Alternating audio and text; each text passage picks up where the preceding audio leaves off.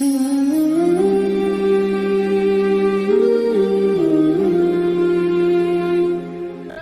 اعظم جیلانی، حضور شیخ عبد القادر جیلانی، یہ لوگ اگر بادشاہوں کی ٹی سی کرتے تو انقلاب نہ برپا ہوتا. حضور غوث اعظم رضی اللہ، اور جو آ رہا ہے چودھری صاحب عاشق کے رسول ہے، اس لیے کہ 50,000 دیا محفل میں تو بس 50,000 کا عشق مل جاتا ہے. کیا تماشا لگ گیا، غریب آدمی میلاد کی محفل میں بھی ویڈیو کے پیچھے بیٹھتا ہے، نہ ساٹھ کو دتی ہے نہ آگے انہیں ہے. اس چکر سے باہر آئے. غوث اعظم رضی اللہ تعالیٰ عنہ اس لیے لتاڑ لیتے تھے یہ لوگ کہ ان کے اندر لالچ نہیں تھا، کسی شخص کے ساتھ کوئی ذاتی مسئلہ نہیں تھا. بڑی مخالفت کی لوگوں نے ان کے زمانے میں بھی ان کی. جمعہ پڑھانے آئے، ایک شخص نے کہا حضور ظالم آدمی گورنر بنا دیا بادشاہ نے. غوث اعظم نے ممبر پہ چڑھ کے فرمایا میں جمعہ پڑھانے لگا ہوں، میرا جمعہ ختم ہونے سے پہلے پہلے میرا حکم ہے کہ بادشاہ گورنر بدل دے. یہ نہیں کہا میرا بیٹا بنا دے، میرا مرید بنا دے، وہ میرا رشتہ دار لگا دے. فرمایا حکم دیتا ہوں کہ جمعہ ختم ہونے سے پہلے گورنر بدل دو، ورنہ میرا نام عبد القادر جیلانی ہے، جمعے کے بعد میں خود بدل دوں گا، میں بدل دوں گا جمعے کے بعد. ہر مشکل دی کنجی یارو ہاتھ مرداں دے آئی، میں بدل دوں گا جمعے کے بعد، اور تم دیکھو گے بدلا جائے گا. لوگ کہتے ہیں جمعے کی نماز پڑھ کے نکلے تو بادشاہ دروازے پہ کھڑا تھا، کہنے لگا حضور مہربانی کرے ناراض نہ ہونا، بدل دیا ہے گورنر، ہم نے گورنر ہے. یہ شان تھی غوث اعظم کی کہ غوث اعظم جو کہہ دیں رب ویسا کر دے. لیکن عاجزی کیا تھی؟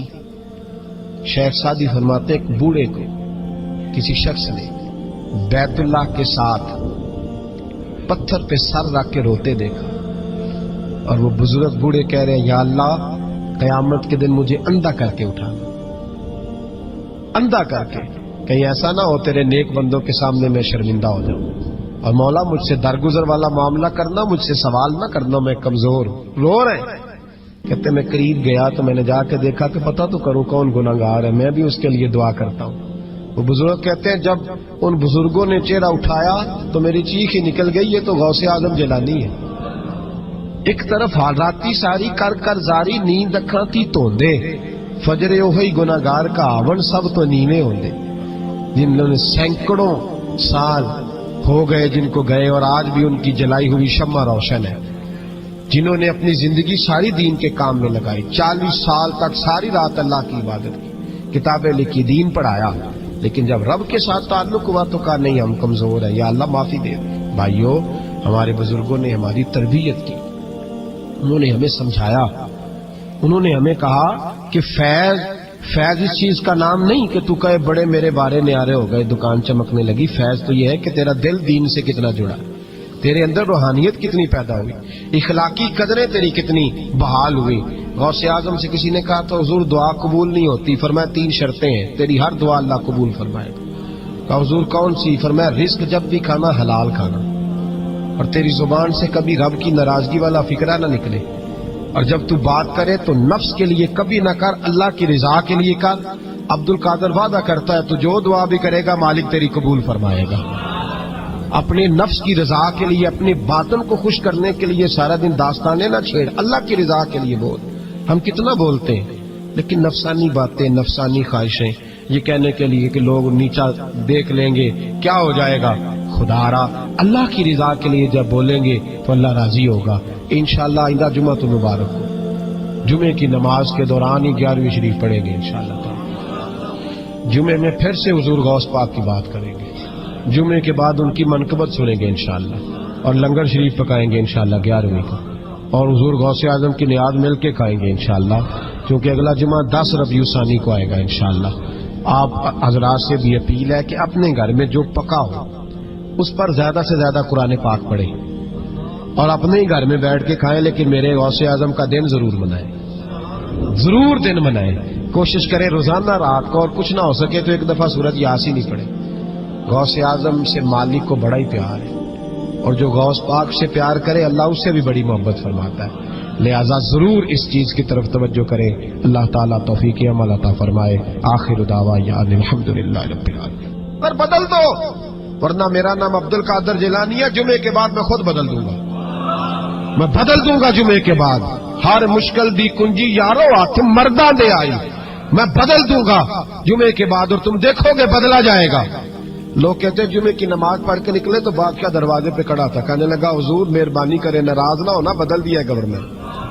ہم نے گورنر, یہ شان تھی غوث اعظم کی کہ غوث اعظم جو کہہ دیں رب ویسا کر دے. لیکن عاجزی کیا تھی؟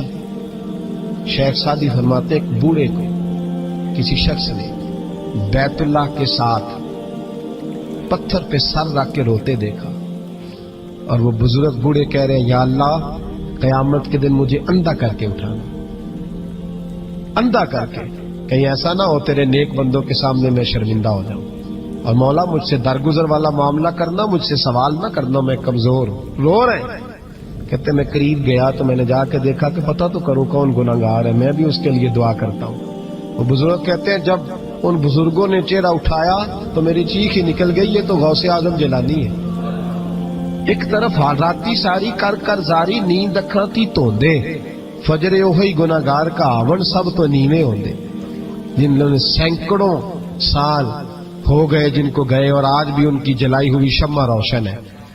جنہوں نے اپنی زندگی ساری دین کے کام میں لگائی, 40 سال تک ساری رات اللہ کی عبادت کی, کتابیں لکھی, دین پڑھایا, لیکن جب رب کے ساتھ تعلق ہوا تو کہا نہیں ہم کمزور ہیں, یا اللہ معافی دے.